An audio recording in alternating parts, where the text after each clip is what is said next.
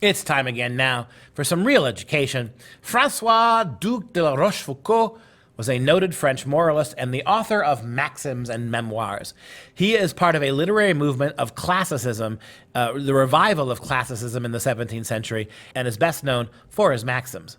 So Francois, the Duc de la Rochefoucauld, was a noted French moralist and author. He was born in 1613. He died in 1680.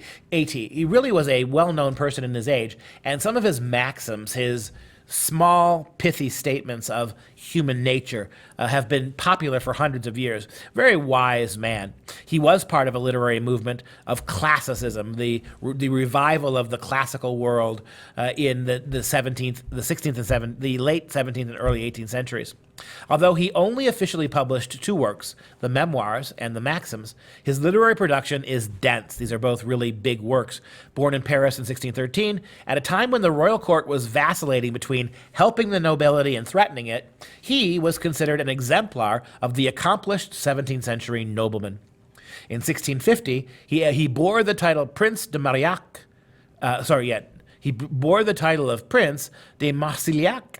His great-grandfather, Francois III, Count de la Rochefoucauld, was killed, actually, in the St. Bartholomew's Day massacre in the 16th century, which targeted and killed Huguenots. And so Rochefoucauld is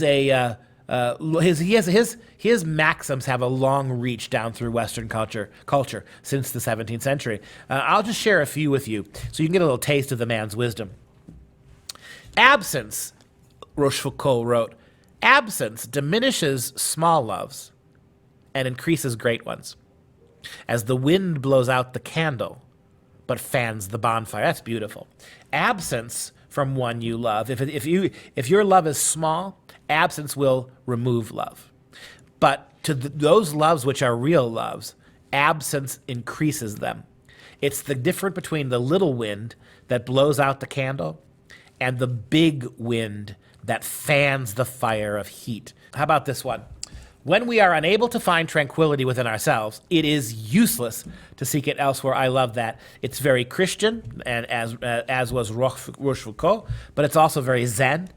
If you need tranquility, and we all do, if you need peace of mind, if what you need is serenity, it is useless to find it anywhere else than yourself. Only you can find it. Tranquility, serenity, peace of mind, they are things that have to come from within you. If you are scouring the world to find it, you're never going to find it. It's not something that comes first from the outside. One has to become tranquil, serene, accepting of his or her circumstances before you can have peace. And if it's not coming from within, it's not coming anywhere. The third maxim makes a similar point. Before we set our hearts too much upon anything, let us examine how happy those are who already possess it. You think a big house is going to make you happy? Well, look at the people who live in big houses. They're as unhappy and miserable as you are. You think a fast car is going to make you happy? Look at people who drive fast cars. They're the first ones to get mad and engage road rage if you happen to cut in front of them. Before we set our hearts too much upon anything, let us examine how happy those are who already profess it. You want fame? See how happy Hollywood is with all its fame, with their ranting and raving. They're just vitriolic, screaming and swearing about the state of the country. That's the kind of fame you want?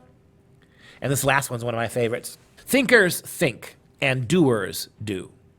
But until thinkers do and the doers think, progress will be just another word in the already overburdened vocabulary by sense.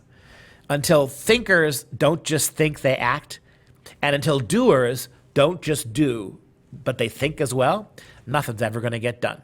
It's the difference between practical and academic. Stay away from the academic.